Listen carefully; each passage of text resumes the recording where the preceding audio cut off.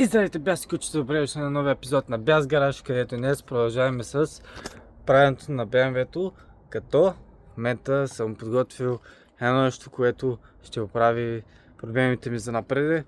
И това електрическа перка. Като цяло тази перка съм я свалил от X5 и съм урязал само ето тук пластмасата и ето тук.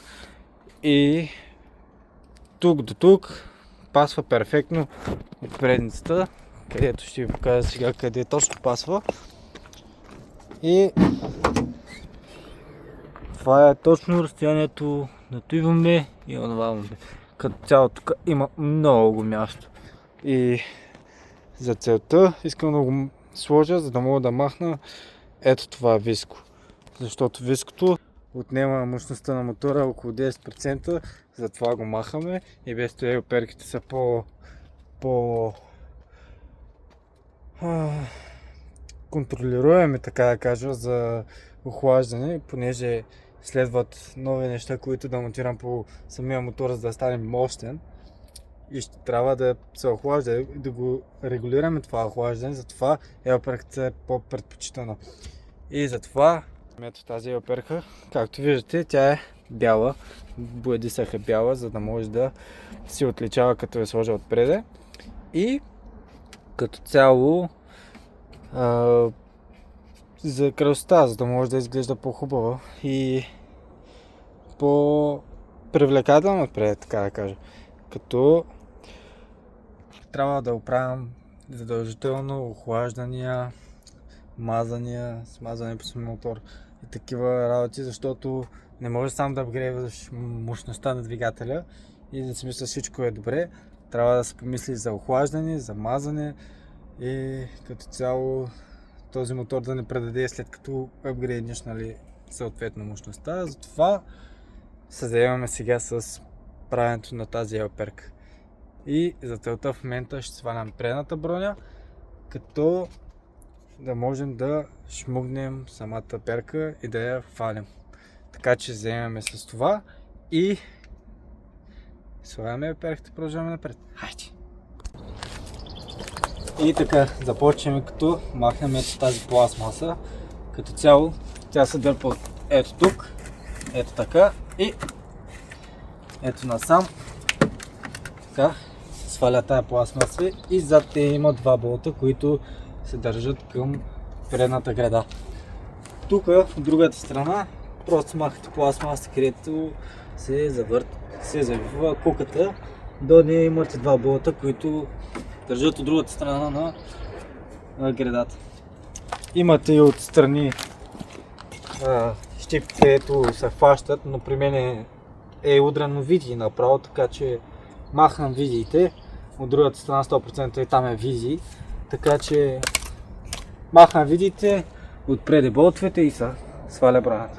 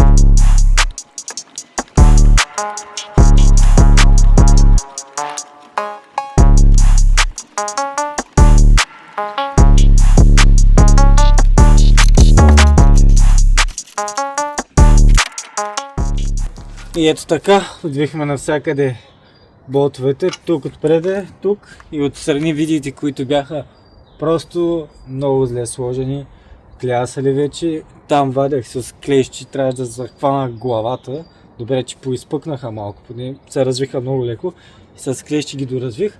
Като цяло вече само трябва да дръпна И вече да е готово за сваляне, така че нека да видим какво ще стане. Май трябва да освободя първо от краищата. Да освободя първо тук. После от ето тук.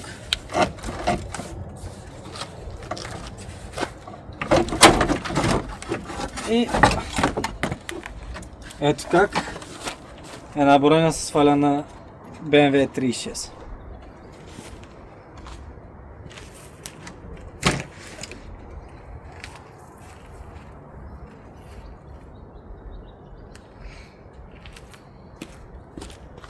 И като цяло сега следва само да сложа перката от тук, да мога да захвана някак си отстрани. Така че следва това да намествам, да препасвам и като цяло нека да чакайте да ви покажа как ще стане.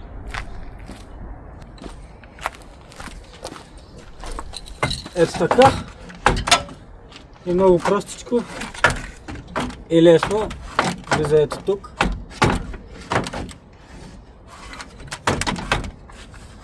Като сега в момента има някаква видео. И гледам повече ще се пребере, но ще е ето това. Като в момента трябва само да доразвия някакви неща, които ни пречат и то е ето това тук и ето тук, което означава, че май ще трябва да се свалят фаровете. За да мога да бръкна, да изкарам видеото, която е ето тук отстрани, да мога да бръкна, да завия отстрани друг болт, който ще хваща самата елперка. Така че нека се вземем с свалянето.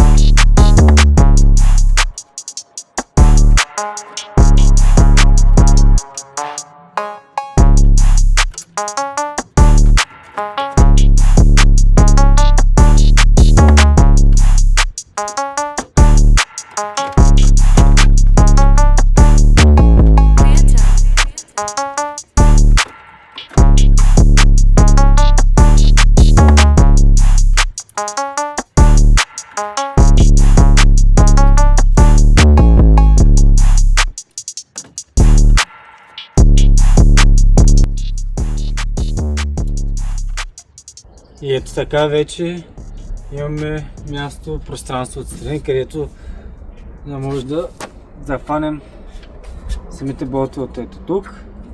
Като цяло само остава май сега да махна само ето този въздуховод.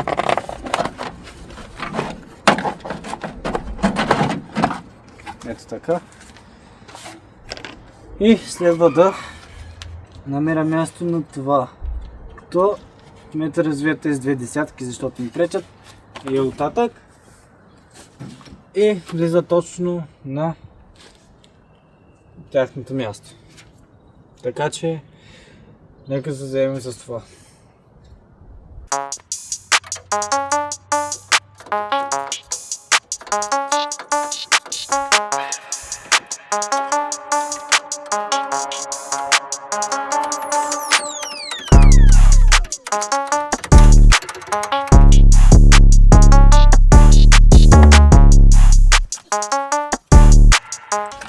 Така да стана само сега да пъкна това.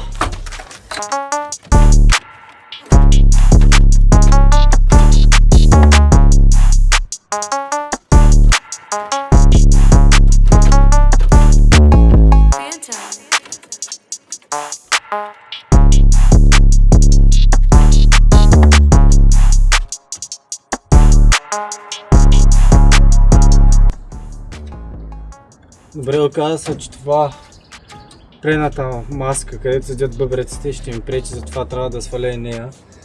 И след това да сложа това и след това вече да сложа предната маска. Така че залага се да махна маската.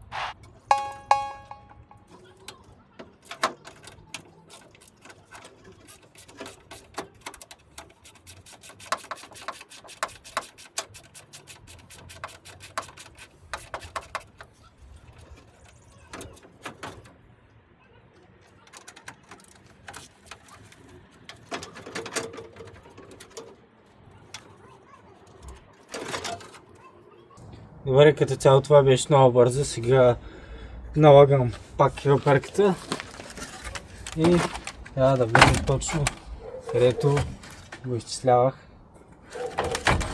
Ето тук, като максимума ще е ето това. Леко ще надстърча долу, но като цяло имаме една голяма елперка и това се в момента да закрепя тази елперка, като я напасна точно къде да влезе.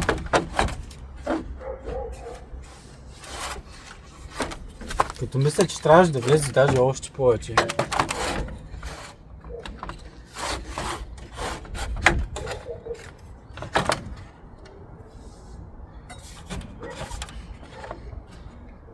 И максимално май може да влезе тук, защото ето тук опира на ето тези.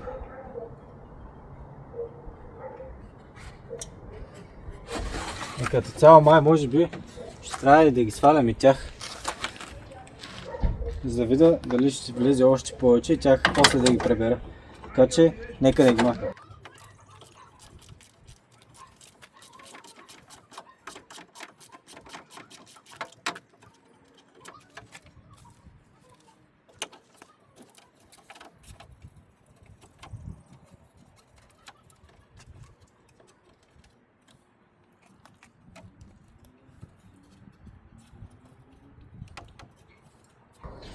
Нека ги оставим така да висят, като цяло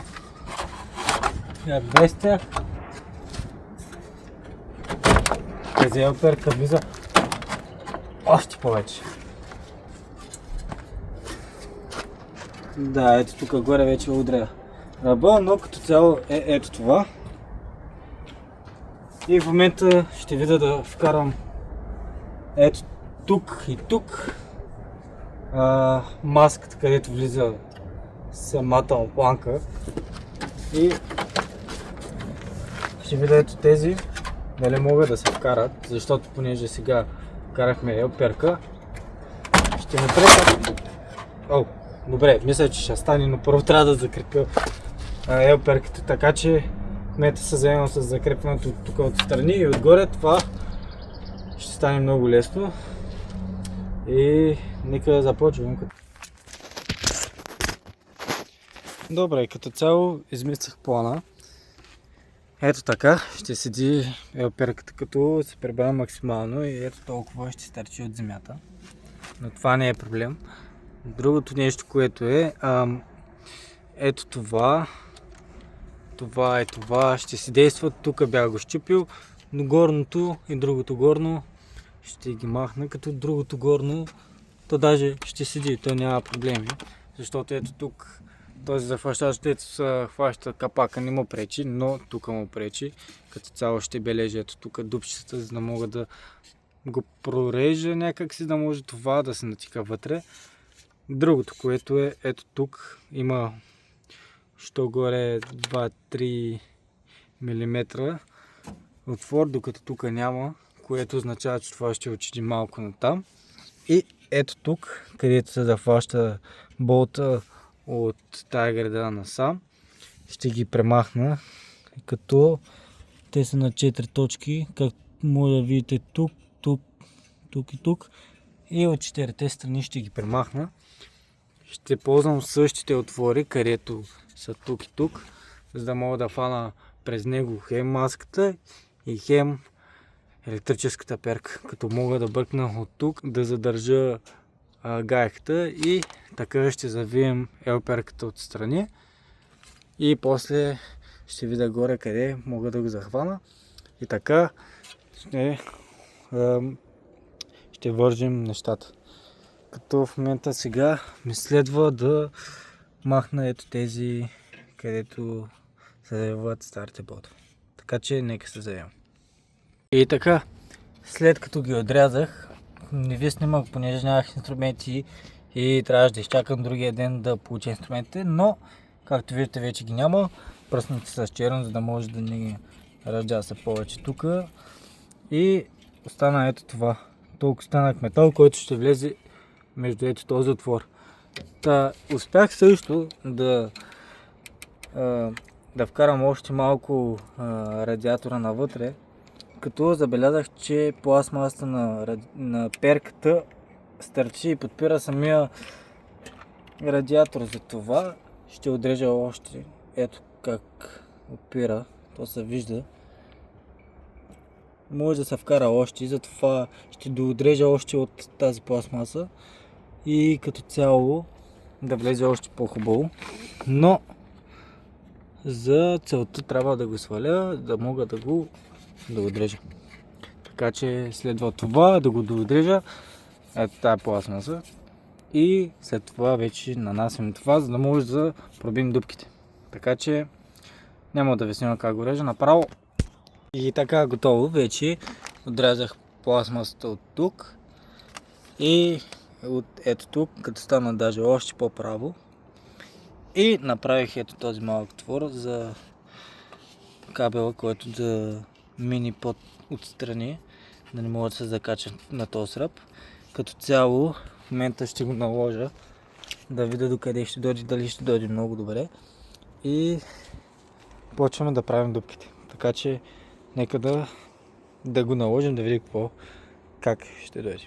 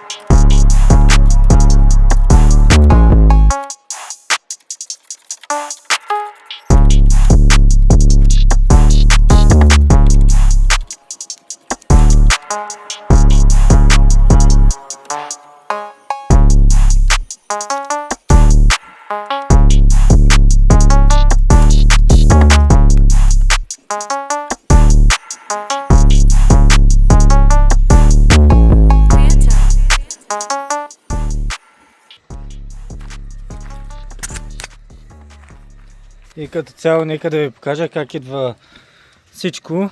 Нагласих ето това, като трябваше да му сложа нови болчета, защото нямаше оригинално, бяха сложени някакви измислени, просто сложих нови с правилната резба.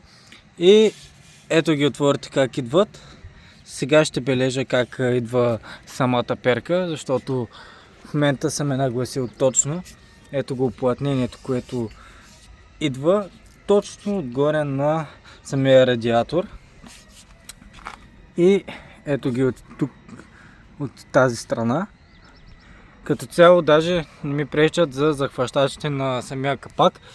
И в момента само единствено правя бележките тук и го разпробивам, като даже ето тук, където направих за самия кабел, идва много добре, защото минава от тук.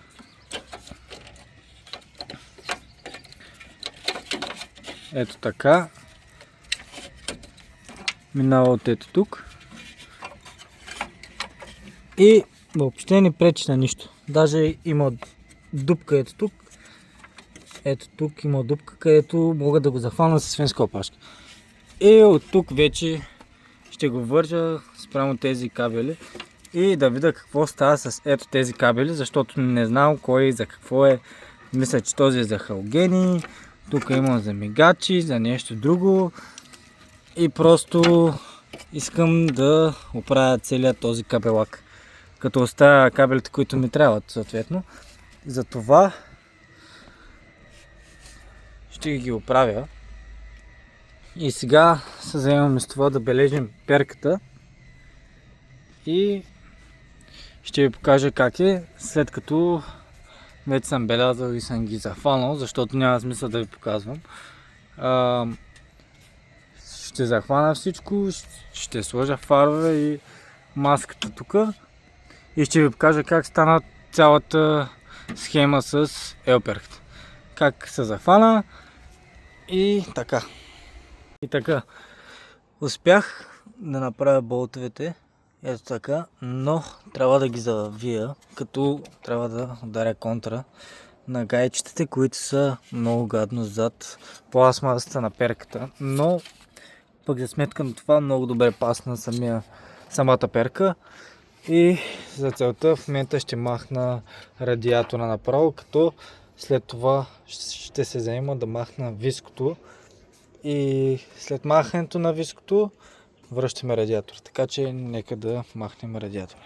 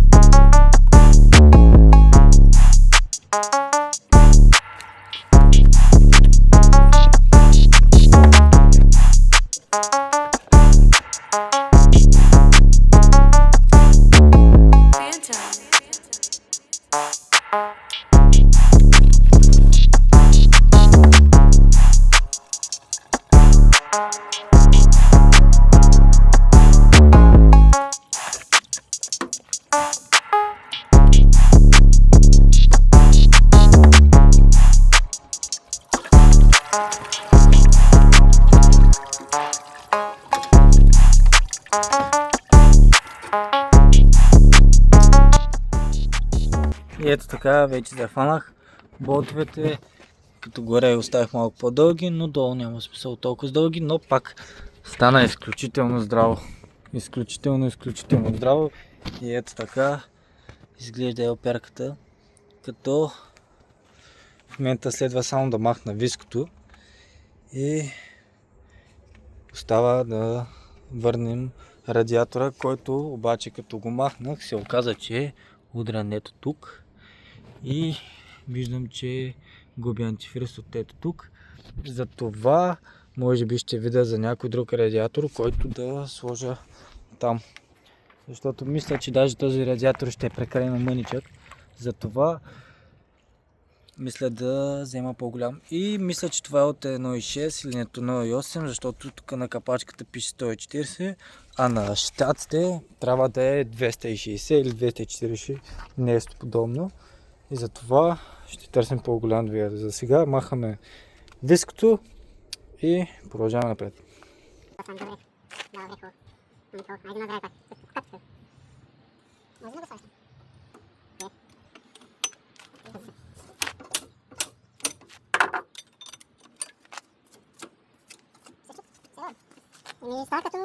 ударно, като взе прият. Иначе ще сложиш тонка. Няма. И ето така изглежда без виско. Както видяхте, им получих малко помощ от баща ми, като сложихме ключ и с чук удрехме наобратно, защото е с обратна ръзба. И така става ударно развиване. И разви гайката без проблеми. Като цяло, ето толкова е разстоянието между елперката и двигателя. Както виждате, е огромно.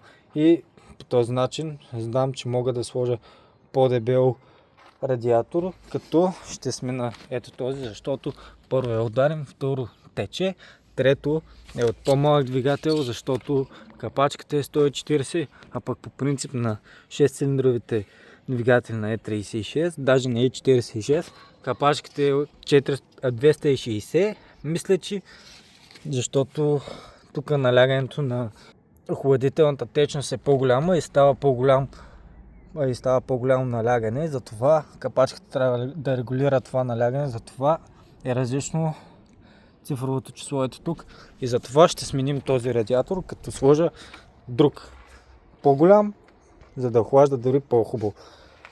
И защо избрах перка от X5? Защото е толкова огромна, за да може да охлади хубаво по-голям радиатор. И като цяло, защото е по-евтина също. Като в момента съм сложил фаровете и искам да затворя капака, да погледнем как изглежда с бялата елперка. Ето така. И да, изглежда по-добре. Със сигурност изглежда много по-добре. И сега следва да намеря радиатор, да намеря нова предна броня и да продължим с главенето му. Така че след обстойно търсене на радиатор най-после намерихме и това е ето този JR-Spec, като вече нямаме пластмаси отстрани и няма да се тревожим за спукан радиатор и нямаме де-факто и разширително казанче и понеже няма да имаме, трябва да сложим и това е от Volkswagen, който е класически метод за спасяването на липсата на казанче на радиатора и е по-хубав вариант, защото може да го монтираме на по-висока точка от радиатора и така обезвъздушаването на системата става по-добре и понеже е кръгло, регулира по-добре налягането на системата, отколкото тук казанче, къде беше отстрани, но като цяло е по-добър метод, отколкото BMW са направили на самия радиатор да е казанчето. И понеже искам да сравня стария с новия, да ви покажа какви са разликите от него. Освен удара, нали, той не е по-висок. Реално погледнато е еднаква дължина на радиатора, за да може да пасне точно където е дупката на коша отпреди, където стария радиатор си влизаше, но е по-дълъг. От тази точка до тази точка е по-дълъг, но пак се пасва идеално. Като ребрата му на самата пита са по-големи. Тук, както виждате, са някакви тънки, по-хубаво ще влиза въздуха, няма толкова много да се разсейва и като цяло ще охлажда много по-добре. И затова вече няма да имаме проблеми с спукани пластмаси, с течове, както ето тук има на ТОС. Така че това е най-добрият вариант да е целият алуминиев и затова ще сложим този съд и монтираме новия радиатор. Като трябва да намерим място, къде да сложим това разширително съдче и мисля, че това място ще е точно тук, където е филтърната кутия и без това вече оригиналната няма да се ползва. Затова махаме нея и ще ни се освободи много място, където да вържим самото казанче, защото ето тук някъде трябва да дойде самия казан. малко над радиатора, за да може, както ви казах, въздухът да излиза най-горе към казанчето и да може да обезвъздушава постоянно, без да има нужда от гадните врътки, където на самия радиатор, на стария радиатор. И затова, това е, пак казвам, най-добрият вариант. Затова нека се заемем с монтажа. И ето какво стана. Нека да ви разнеся какво се случва, както виждате, в момента съм поставил и радиатора на оригиналните планки, като по тази страна въобще не е оригинална, е някаква заварена, но като оттатък е оригиналната и стана това, че той надстърча и ще трябва да махам тези планки, които държат радиатора, за да може да отиде по-надолу, за да може да фане перката още повече от радиатора, за да може да имат действието тези ребра тук, а не да надстърчат, защото в момента, както виждате, те надстърчат, което не трябва да е така, а трябва да са по-надолу, за да може да се охлаждат и те, съответно перката. Сега в момента ще смъкна радиатора, като правя планките. Като нека сега да ви покажа как изглеждат всъщност планките и отвътре.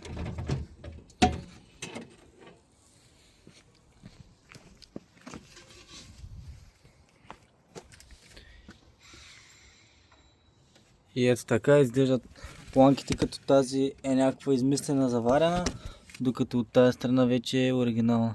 Затова се заемам да ги заваря наново, да може да слезат по-надолу, за да може самия радиатор да падне по-надолу. И така, нека нагледно да ви покажа какво стана. И това е, че премахнах пластмасата, която беше тук, която беше едната стойка за радиатора, и премахнах измислената стойка, която беше тук, като я отрязах, и махнах маркучите и филтърната кутия, за да може да ми се освободи повече пространство. Ето тук.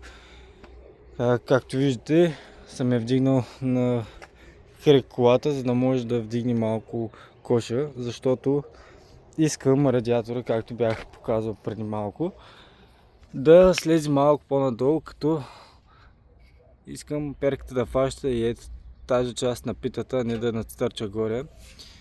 И когато премахнах стойките на радиатора, измислих нови, като това е ето тази планка, която съм измислил, където долу пробих на 22 мм отвор, където да влезе ето тази гумичка, където тази гумичка си влиза ето тук на място, където седят стойката на радиатора, и тази планка, като се сложи ето тук на място, ето така се набива. И нека да се опитам да го сложа, да ви покажа как идва всъщност цялата работа. Долу съм сложил трупче и тухли, за да може да ми идва радиатора на ниво. И така, като го поставя, да може да ми идва точно на ниво, както виждате, слиза много повече, и така и горните ребра, които са ето там, фаща елперката, и отдолу слиза още повече, където когато перката се завихря, ще охлажда по-хубаво и долната част на питата. Така че в момента нагласям ето тези планки, където бях измислил, и ги заварям на място, където бяха старите. И така имаме чисто нови места за слагане на новия спортен радиатор, като планките са на 3 мм дебелина, което е много здраво. И след като ги заваря, ще ги боядисам, за да може да ни разджасват, за да може да седят вечно. И сега следва да наглася всичко, да заваря планките, за да може радиатора да седи, за да може всичко да се приключи по инсталацията на радиатора. Така че нека да видите как стана.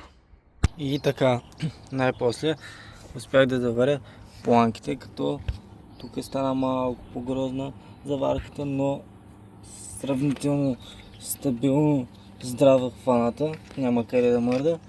Ето тук мисля, че стана малко по-красива, но пак същото няма къде да ходи. И нека да сложим самия радиатор, като го фанем и го наложим. Ето така. Трябва само да прекарам. И от ето тук, сега едното влиза ето така. Другата страна даже вляза почти. И ето така седи радиатор, като го спъктах даже още по-надолу, да може да хваща още по-хубаво самите ребра. Както може да видите, сега са още по-надолу, където ще минава хубав вятър през тях и радиатор да се смъкне още по-надолу, за да не може да остава дупка между радиатора и перката, защото няма смисъл. Така ще губим поток на въздуха, който няма да охлажда самия радиатор. Но като цяло ето това. В момента се захващам за тези горните планки, където ще държат радиатора, защото като го пусна, той пада ето така назад, пък той не трябва да пада така назад, затова той трябва да седи ето така. Като сега се захвана да измисля как да седят горни планки, за да може да седи и радиатора. Така че нека се заемем с тях и да ви покажа какво съм измислил. И така, нека да ви покажа какво измислих като цяло. Значи, започваме от това, че пак ще ползваме ето тези планки, но с идеята да се държи за ето този малък приятел, който си намерих. То влиза точно в ето този отвор, който е направен. И така, влиза идеално ето тук, като влиза даже доста плътно. И за целта, как ще се захване това? Това нещо, тази планка, идва точно ето тук, където има отвор, където от BMW се оставили, за да може такива индивиди като мене да правят такива неща. Като планката идва ето тук и като дойде ето тук, става ето това. След като стане това, идва ред на слагането й. Като се сложи, ето така седи, и след слагане на тази планка седи ето това, което се нанизва в самата планка, в самата гума. Както може да видите, тя представлява ето това, като тази планка, това желязо, което влиза в тази гума, това тампонче по-скоро, ще се завари ето така. И като има нужда да се сменя самия радиатор, болта се развива, с планката излиза на дясно в моя случай и така се премахва целият дъм. Даже то няма смисъл да излиза, като то буквално тампончето просто си го махаш. Ето това ще седи тук, но когато го поставя, виждате, че има разстояние. Това разстояние ще го компенсирам, като държа ето там пластмасата на радиатора, понеже още опира в самия радиатор, трябва да го доотрежа, за да може да се прибере още радиатора. Както казах, за да може тази планка, която съм направил тук, да може да се завари за той и да стане идеално точно. Затова нека се заемам с това и след 3, 2, 1 и като цяло вече сме готови. И както може да видите, пластмасата не е оперката, я отрязах, за да може радиатора още да влезе на преде, за да може планката да се прибере и както видите вече е заварена и се държи вече само на тях, като преди имаш свинска опашка да го държи, сега вече няма. От тази страна също е заварено вече и вече радиатора се държи само на тампони и само на стойките, които съм ги измислил. И като цяло стана много стабилно. Много ми харесва като цяло. И сега следва монтажа на разширителното казанче, къде ще го сложа някъде тук.